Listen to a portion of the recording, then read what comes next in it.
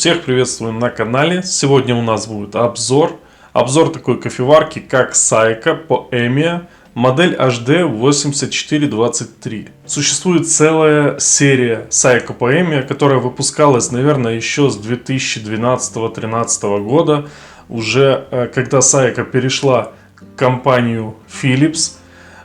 Некоторые аппараты вроде как можно даже встретить под названием Philips Saeco Poemia. Но на самом деле такое название было начиная с 2010 по 2012 год. После 2012 года они снова решили продавать кофеаппараты под брендом Saeco, не Philips Saeco. Среди модельного разнообразия названий Saeco Poemia в них легко запутаться. Ну и большой вопрос, а в чем же разница между этими моделями? Разница между ними в основном только это дизайн, то есть отделка корпуса. Разные цветовые оттенки, то золотистый, то серебристый, то пластиковый, то отделка металлом. А в остальном у них различия только в конструкции бойлеров. То есть существует два бойлера, которые использовались в этих моделях. Это все те же старые бойлера. Либо это алюминиевый бойлер, либо это бойлер из нержавеющей стали. Такие бойлера использовались еще в 90-е. То есть ничего не изменилось. Собственно, как не изменилось и в плане дизайна. До сих пор дизайн Saeco Poemia отлично продается уже под ребрендингом. Уже он называется Gadget Vivo. Или там Grand Gadget. По сути, там чуть-чуть отличается лицевая часть. Но все это конструкция именно Saeco Poemia. То есть ответственные за дизайн в этой компании особо не утруждались, чтобы что-то поменять. В отличие от их конкурентов компании DeLonghi, которая с 2010 по наше время выпустила уже большое дизайнерское разнообразие кофеварок. То есть как-то пытаются разнообразить свои модели. Но в отличие от компании Saeco, они модель уже долго и нудно выпускают. При этом эта модель, она, я бы сказал, немножечко является упрощением того, что они делали раньше. И сегодня на обзоре будет основная цель, это посмотреть на то, что претерпело так называемого удешевления в конструкции. Больше это коснется, конечно, внутренней части. Ну и в конце концов мы ее протестируем и подведем итоги и скажем, изменилось ли что-то после удешевления в качестве приготовления напитка. Или в принципе осталось таким же. Поэтому начинаем внешний осмотр. Внешний аппарат в принципе смотрится неплохо. Если говорить о дизайне, то дизайн особо ничем таким примечательным не выделяется. Такой угловатой квадратной формы. В плане использования материалов, то они все на пластиковой основе. То есть вся конструкция пластик. Некоторые версии этой серии были отделаны металлом. Где-то цвет отличался, там золотистый, там серебристый. В основном это лицевая часть была под металл. Эта окантовка поддона была под металл. Ну а вся конструкция, что внутри, что снаружи, она вся была пластиковая. Сверху тут как обычно. Небольшая площадка для прогрева чашек. Она вроде есть, но она небольшая. Две чашки поместятся хорошо, но третья вряд ли влезет. Сразу же за этой площадкой находится крышечка, сняв которую мы попадаем в такую небольшую нишу. А в этой нише находится место как раз для второго сита, которое под чалды, и для ложки темпера. За ними находится ведерко для воды. Примерно оно на литр с небольшим. Есть ручка для того, чтобы его вставить. Но я бы советовал его часто оттуда не вынимать, а заливать непосредственно в него. Потом объясню, почему такая ситуация с ней. Снизу у нас находится поддон. Поддон, он, казалось бы, такой массивный, большой, но на самом деле его объем не такой уже и большой. Решетки на него не предусмотрено. У него есть только такие ребра, на которые ставятся чашки. Сам поддон, он никак не крепится, не фиксируется, он просто вроде как ставится. Он может и съезжать, и сниматься. С одной стороны вроде и неплохо, но с другой стороны от сильных вибраций он может немножечко съезжать. И не всегда заметно, когда он отъехал. По поводу органов управления. Здесь поворотный переключатель, у которого всего 3 позиции. Средние, боковые и 3 индикатора. Верхний это включение, индикатор пара и индикатор эспрессо. Включается аппарат кнопкой сзади, кнопка без фиксации, это включение электронное, то есть здесь реализовали включение через реле для того, чтобы сделать у нее функцию автоотключения при простое. В первых версиях этих Poemia Насколько я помню, такого не было. Потом их немножечко домодифицировали и добавили такую функцию. Что в принципе очень даже полезно, потому что можно просто забыть ее выключить, и она бы стояла тогда целый день включенная. Сбоку находится регулятор пара. Он очень похож на поворотный переключатель по своей форме. Он удобен в принципе, так как у него есть выступ, за который можно всегда потянуть. Потому что в противном случае он довольно скользкий, и мокрой рукой бы было, наверное, не сильно удобно это делать. Пару слов теперь по поводу рожка. Рожок здесь комплектный. Это стандартный рожок с клапаном Perfect Chroma. Вот, поворотный он такой. То есть это стандартный рожок, который еще в 90-х как сделали, так его конструкцию особо никто и не поменял. Но к этому аппарату, как и к любой другой кофеварке Saeco на такой же группе, кроме Saeco Nino имеется в виду, подходят и аналогичные рожки. Вот этот от Philips, он латунный, такой, конечно, рожочек достать было бы большая удача для многих. А этот рожок это фирменный сайковский рожок, он алюминиевый, шел он со старыми аппаратами еще в 90-х, наряду с вот такими тоже. Сито между ними абсолютно подходят, что в этот, правда в этом нет никакой фиксации сита, в отличие от этого, тут скоба, ну и собственно в этот. Так как уже многие знают принцип работы такого рожка, это рожок с клапаном, там не надо ни подбирать помол, ни трамбовать.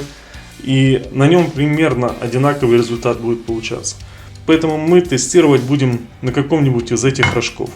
На этом мы уже недавно тестировали, можем попробовать протестировать на этом. Сами рожки, они в принципе одинаковые по креплению. Различаются максимум только, наверное, это шириной ушек. У родного рожка оно длинное, у этих ушки короткие. Ну и может быть чуть-чуть толщина этих ушек у них отличается. У этого, наверное, самое толстое. Поэтому некоторые рожки могут вставляться в группу с небольшим усилием. Но вставятся все равно. Думаю, на этом можно подвести итоги по внешнему осмотру, среди которых выделить положительные и негативные стороны. Среди положительных сторон я бы сказал, что конструкция вполне качественно собрана. Материалы вполне себе хорошие, то есть не такой дешевый пластик. По удобству пользования она в принципе удобная. Также плюсом является то, что есть окошко, по которому можно отследить уровень воды в баке. Бак можно не снимать, открывается сверху крышечка. Есть платформа для прогрева чашек, хоть она и не сильно-то прогревает их. Но в принципе аппарат довольно-таки удобный. Ну а теперь по поводу его негативных сторон, то есть недостатков. Первое, это, что бы хотелось сказать, поддон. Поддон вроде бы с одной стороны хороший, но из-за вот этих вот решеток его очень сложно вымывать. Поэтому если его запустить, то потом будет сложно его все это дело отлично вымыть. Поддон, он из-за того, что не крепится, он от дребезжа не может съезжать. Везде у всех он прям садится в такое посадочное место, а здесь он просто ставится и ничем не фиксируется. Следующим недостатком я бы здесь назвал это мягкая глянцевая панель. Если ее протирать какой-нибудь жесткой мочалкой, на ней очень легко остаются такие следы, которые потом уже ничем не убрать, и оно будет очень-очень некрасивое. Следующим моментом я бы назвал вот этот регулятор пара. Он хоть и удобный, но конструкция у него хлипкая. То есть он там крепится только центральной частью. Оно даже вот так вот немножечко пружинит, если его пытаться закрутить. То есть не жесткий пластик, и можно сильно перекрутить, тем самым, когда он горячий, слезав вот эти все грани на крепление, штифты, или же сломав его вообще, что довольно нередко. Ломаются они. Потом таким довольно неприятным моментом является то, что вот этот бак, который находится у нас здесь, у него своеобразное крепление, система крепления к трубкам внутри. Она довольно часто протекает, если бак чуть-чуть криво поставить, и у него уже начинает просачиваться сквозь него вода. Там внутри сделали такие отверстия, технические, можно сказать, которые позволяют этой воде скапывать вниз, на дно. Но самым большим негативным моментом тут это дно является. Оно здесь металлическое. И все это дело, скапывая на металл, там скапливается, образуется ржавчина, и это все дело потом начинает гнить. Просто надо стараться не вытаскивать этот бак отсюда и заливать непосредственно уже в кофеварку. Ну, такое вот у нее слабое место. Последним негативным моментом я бы сказал, что это провод питания. Он здесь всего лишь полметра, и этих полметра довольно часто не хватает, чтобы поставить и где-нибудь ее подключить. То есть она рассчитана, чтобы она стояла на кухне, где есть сразу же розетки, просто подключив, и чтобы этот кабель нигде потом не приходилось девать. Но раньше придумывали специальные такие вот конструкции на днище, на которые можно было намотать бы этот кабель, лишнюю его часть, и нужную часть оставить. Здесь же просто решили сэкономить, сделав короткий кабель. Ну, на этом, думаю, можно наш обзор внешней части заканчивать и переходить к внутренним. Снимем крышку и посмотрим, что там внутри, как устроено, как было, как стало, что удешевили. Поэтому приступаем. Итак, сперва, что мы тут видим, это бойлер. Бойлер здесь, в принципе, такой, как и в аппаратах еще 90-х годов выпуска. Он особо не менялся. Это такой стандартный сайковский бойлер из нержавейки, у которого стоит съемный мокрый тен на 900 Вт. Вот, крепится он такими гайками. Раньше эти гайки были латунные. Сейчас их сделали вроде как из металла. Вот, то ли нержавейка, то ли обычный какой-то сплав. Вот. Теперь напротив стоит два термостата. Один для пара, а один для эспрессо.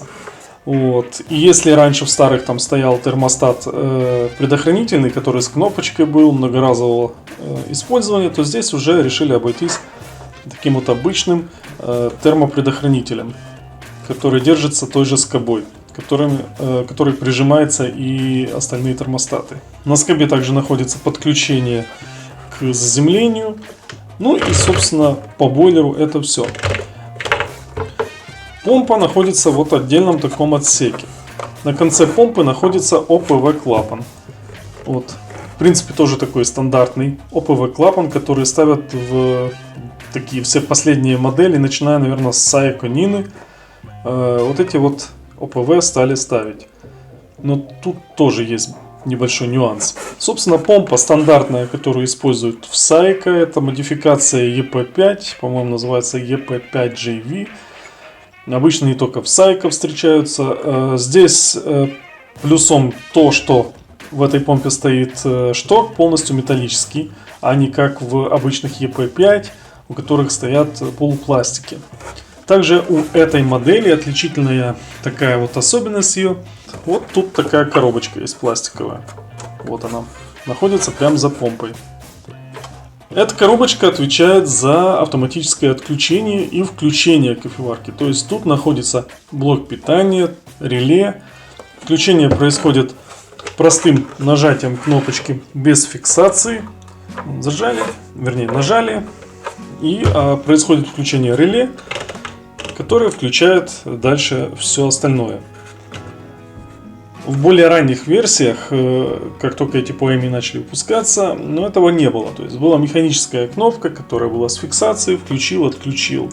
Здесь же сделали именно автоотключение. Это довольно такой популярный ход, якобы улучшения кофеварки, который взяла на вооружение и компания Delonghi, которая последние свои модификации старых аппаратов, таких как EC190, EC400 и прочих, начала просто ставить туда вот эту платку для автовыключения и, в принципе, продавать уже под видом модели EC192 там, или 191.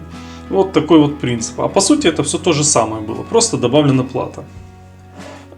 Дальше тут у нас находится кран пара, он довольно массивный такой, он латунный. Снимается он довольно удобно.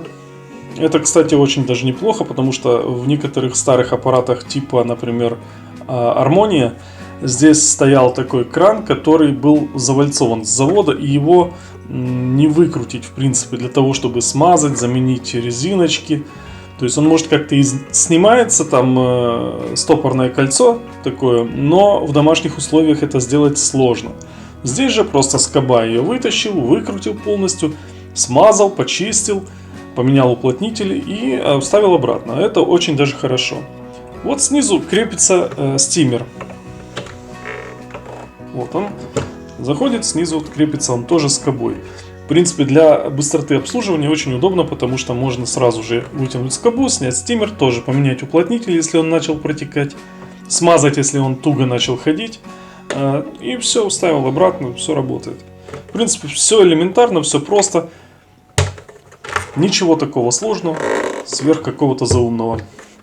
Единственное, может быть, неудобство, это вот эти вот шланги, вернее, трубки высокого давления. Начиная с Seiko Nины, они начали использовать вот такие вот трубки. Это обычная силиконовая трубка, как вот здесь, только поверх нее используется такая оплетка для армирования. Она не позволит ей раздуться при высоком давлении. А минус ее в том, что у нее крепление, что здесь, что на клапане, производится с помощью специальных хомутов. Подобные хомуты часто используются в автомобильной индустрии для того, чтобы крепить разные патрубки. Ну и минус в чем же? В том, что эти хомуты не одноразовые. То есть если его расковырять и снять, то потом уже обратно он уже не оденется. То есть надо использовать новый хомут и специально там его одевать.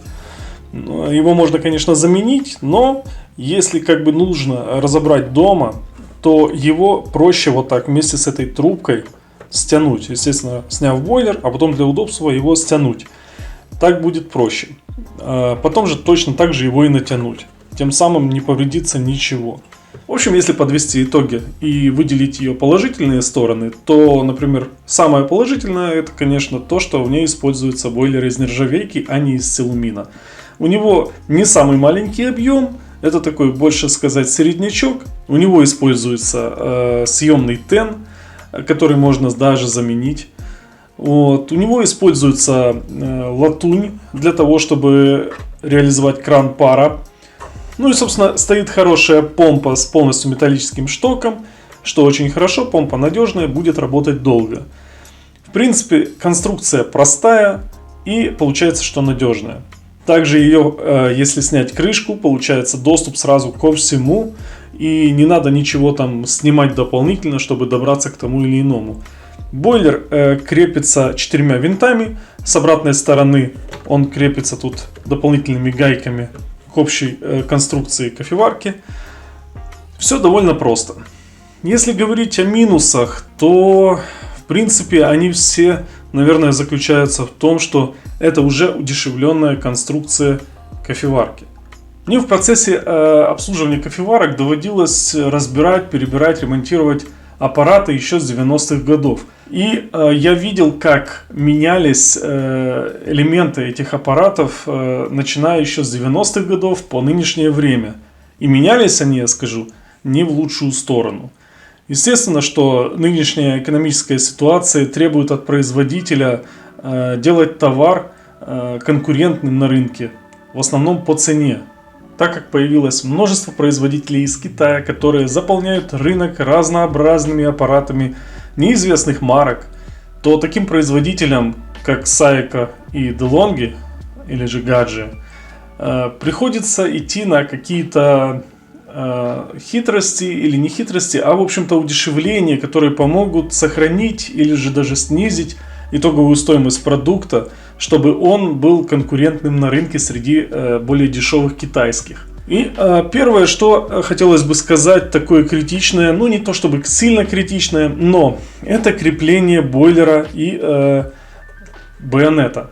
То есть вот этого стакана, как его еще называют, куда вставляется рожок.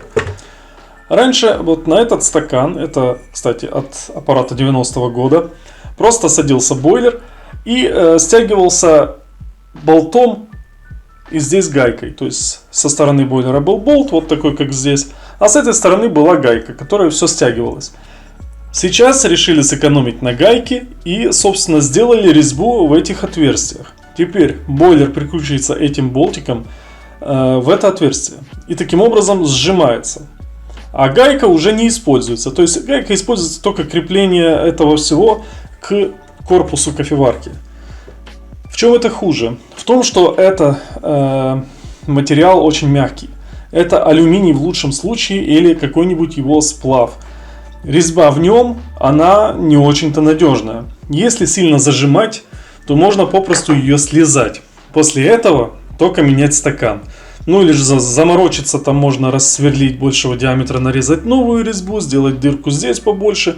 Но это все уже как бы заморочки идут. Раньше достаточно было просто зажать гайкой. Гайка была металлическая, действительно хорошая, прочная. Можно было сильно стянуть и не переживать, что можно приложить какие-то усилия. Но это минус такой вот при обслуживании.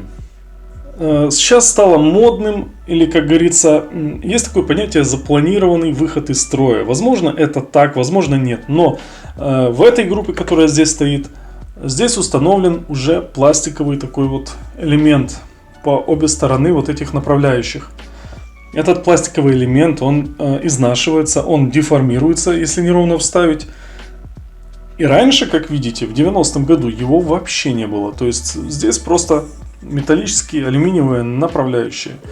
Может, рожок ездил не так гладко. Но потом, сейчас вы видите на фото, их три.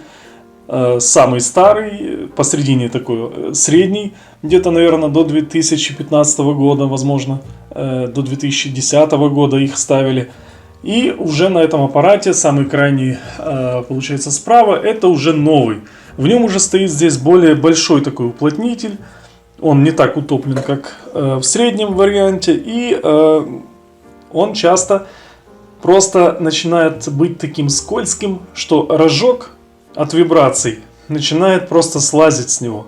То есть он просто вращается в обратную сторону, пока просто не слезет и не выпадет с этих ушек под давлением, разбрызгивая все вокруг. То есть это тоже, наверное, не сколько элемент удешевления, сколько элемент того, чтобы люди носили потом на сервис. Возможно, это так, какое-нибудь запланированное устаревание или выход из строя. Дальше, я бы сказал, коснулось это качества материалов даже самих болтов. Они стали хуже. К примеру, один такой болт, вот конкретно этот, при использовании сильно мелкого помола, возможно, он, кстати, был даже бракованным, его оторвало эту шляпку, выстрелило вверх, ну и как бы выдавило здесь уплотнитель, вода пошла вниз. Я начал подбирать такой же, нашел от старой чуть-чуть короче. Решил просто как-нибудь проверить. Они по весу, взял и просто открутил такой целый, и тот сравнил. Вес плюс-минус одинаковый, но кажется, что старый он тяжелее. Я потом взял шайбу магнита от динамика, попробовал прицепить к одному такому и поднять. Он не может на вес просто взять этот магнит и поднять, держась за болт. Взял старый его с трудом, конечно, но поднял. То есть в старом больше железа, а в этих как бы железа меньше, есть какие-то другие материалы. Вероятно, что он не такой уже крепкий. Это, конечно, экстремальные условия, в которых они, может быть, какую-то слабинку и покажут. Но уже как сам факт удешевление в этом плане есть. Также то, что решили отказаться от отдельного такого термостата с кнопкой предохранительного. Вместо этого поставили такой более дешевый одноразовый термопредохранитель. Дальше момент касается этого клапана. Вот здесь видно под шестигранник регулятор, чтобы отрегулировать давление, при котором он будет срабатывать. Так вот, здесь он стоит пластиковый, а раньше стоял он здесь латунный. То есть немножечко удешевили на материале. Ну, это, наверное, не сильно критично, хотя, может быть, в каких-нибудь экстремальных условиях, типа как все там забьется, помпа начнет качать, здесь будет зажато, оно просто вырвет его с этой резьбой. Оно просто поломается все, так как это пластик. Ну и в остальном, чтобы можно было еще такого добавить, это, наверное, все-таки качество материалов по корпусу. Он просто такой вот хлипенький, кажется. Пластик такой мягкий, легко поддается царапинам. Вот эти регуляторы, они, в принципе, вроде и неплохие такие, красивые, но конструкция у них хлипенькая. Очень много аппаратов, которые уже слезали крепление здесь. Потому что из-за высокой температуры и хлипкой конструкции оно чуть-чуть прогибается, создается какое-то усилие, и он уже либо слизывается, либо лопается. Такой вот тоже минус. В остальном, как бы, таких вот сильных замечаний уже больше и нету, разве что. Это вот здесь разъем, через который подсоединяется бак для воды. У большинства старых аппаратов просто в бак погружались трубки. Здесь же решили, так сказать, использовать уже разъемы для подключения бака. И в этом разъеме как раз вся и проблема, потому что он не сильно удачный. Там такой тонкий уплотнитель идет, который тонким краем касается к погружаемой части бака. Создает не сильно плотное прилегание. И через время, и как повезет, собственно, начинаются протечки вокруг. Оно начинает протекать. Тут есть, конечно, отверстие, куда оно начинает попадать, но попадать оно начинает на днище. Вот уже владелец аппарата его тут ржавчину эту зачистил, покрыл все в принципе лаком, но сам принцип такого действия непонятен. Делать отверстие, чтобы оно стекало на металлическое дно, которое будет ржаветь. Это, наверное, все, что по внутреннему я бы хотел сказать. Сейчас мы ее будем собирать и будем тестировать. Аппарат мы собрали, все готово для того, чтобы начать тестирование. Пока он греется, мы подготовим кофе. Тестировать мы его будем на вот таком вот алюминиевом рожке. Этот рожок от старенькой модели Saika Sambo еще 90-го года. Сначала сделаем закладку кофе в сито.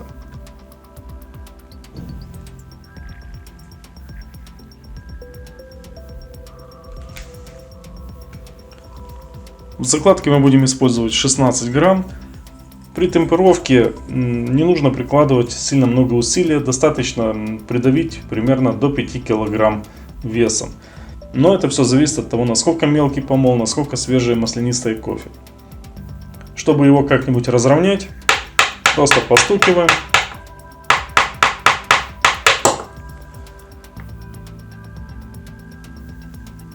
И придавливаем. Не сильно.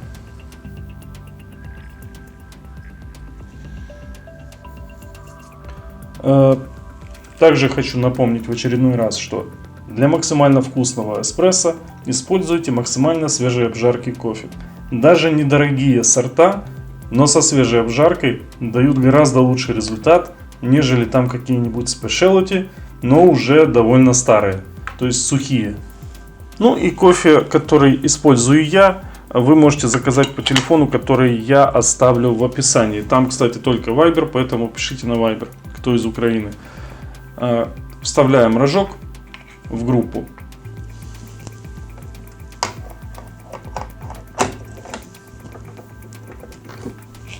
Еще такой можно добавить сюда небольшой минус этого поддона. Это то, что вот эти ребра, они довольно далеко друг от друга находятся и крупные. Поэтому некоторые чашечки, они могут либо стоять неровно, либо от дребезжания заваливаться. Поэтому, ну, вот такой вот минус у этого поддона. Итак, у нас все готово уже. Аппарат нагрет. Об этом свидетельствует то, что засветился индикатор напротив пиктограммки чашечки. Теперь мы можем начинать пролив.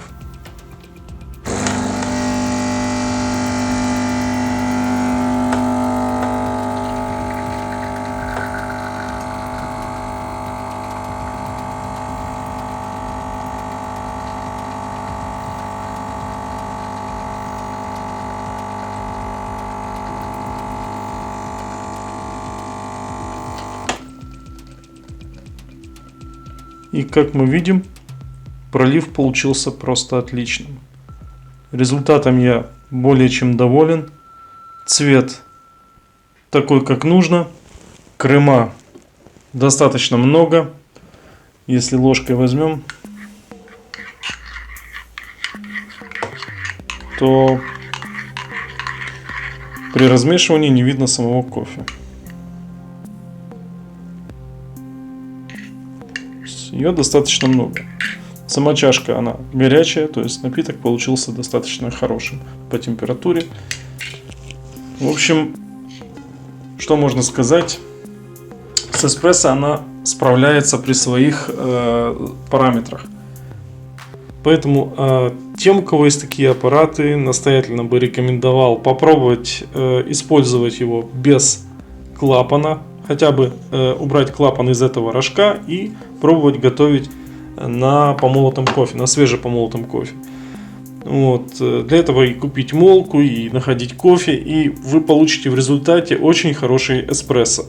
То есть нужно, конечно, будет постараться подобрать помол, дозировку, притрамбовать, и результат не заставит себя ждать. Сейчас мы будем продолжать все это дело, будем взбивать молочную пенку. Это мы перельем в большую чашку, а кофеварку поставим греться для того, чтобы она нагрелась в режиме. Так, индикатор у нас засветился, значит, она уже нагрета. Сперва нам нужно спустить будет немножко воды. И теперь можно приступать к взбиванию. Для взбивания мы будем использовать насадку Panarello, которая использовалась на ранних аппаратах, а также на некоторых аппаратах Gadget. Вот. Еще что хочу сказать, что сильно много молока лить здесь не нужно, потому что бойлер здесь небольшой. Определенный запас пара, который она приготовит, он уйдет и довольно быстро. Постепенно можно будет, увеличивая его интенсивность, довыпустить остаток, пока она не начнет снова нагреваться, но произойдет такая просадка по пару, поэтому нужно это учитывать. Это у всех аппаратов есть, от этого никуда не деться, потому нужно это учитывать.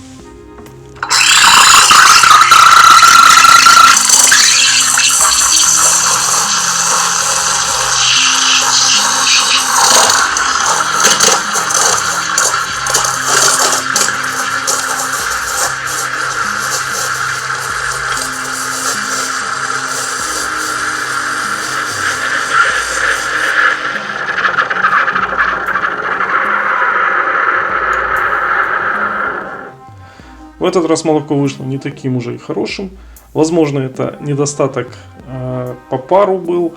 Пар был сначала мощным, потом начал проседать. Увы, это такая вот проблема у многих аппаратов с небольшим бойлером.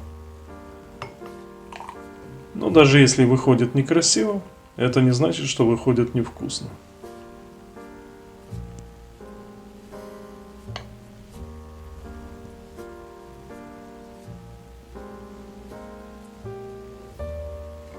Пены, в принципе, тут достаточно. Она такая вроде как немножко пышная получилась, но пузыри присутствуют. В целом на вид неплохо, на вкус будет тоже неплохо. Ну, такая вот у нее особенность. Ну и теперь мы можем подвести итоги тестирования, ну и самого обзора. В плане тестирования я, в принципе, качеством эспрессо вполне доволен, учитывая уровень аппарата, что это бытовая техника. На нем можно получить вполне приемлемый результат, то есть, используя рожок без клапана, можно получить эспрессо, которое будет гораздо лучше по вкусу и по качеству, чем то, что обычно можно получить от рожка с клапаном, используя какое-нибудь магазинное кофе. Поэтому в этом случае с аппарата, в принципе, можно выжать еще неплохой эспрессо, как для его уровня. По поводу взбивания молока, ну, вы видели сами. Во-первых, все зависит от молока. Во-вторых, бойлера по факту не хватает. Ну, а в целом, по обзору, то по внешним характеристикам, я уже говорил, отрицательные стороны. Они есть, но, в принципе, они не такие уже и критичные. По внутренней начинке есть, конечно же, удешевление, которое очень сильно заметно, когда ее начинают ремонтировать, или что-то происходит, там заливает группу, закипают эти винты в резьбе самой группы, то есть в креплении группы в байонете. Тогда начинают сложности с ее откручиванием, закручиванием, можно это все слезать, потому что материал этого байонета, он мягкий, силумин или алюминий. В остальном тоже есть такие мелочи по удешевлению, но они все не такие критичные. То есть даже с этими удешевлениями можно сказать, что аппарат выполняет те же задачи и те же возможности имеет, что и старые аппараты. Также стоит учесть, что в этих вариантах есть еще бойлера на алюминии. Там совсем другая немножечко система. Те бойлера, они в принципе поддаются коррозии, там образуются раковины. Те бойлера надо лучше обслуживать, регулярнее декальцинировать, то есть делать регулярные ТО кофеварки, тогда они в принципе будут жить тоже неплохо. Поэтому, если у кого-то остались какие-то вопросы, вы задавайте, комментируйте, ставьте лайки, подписывайтесь на канал. А у нас все. Всем пока.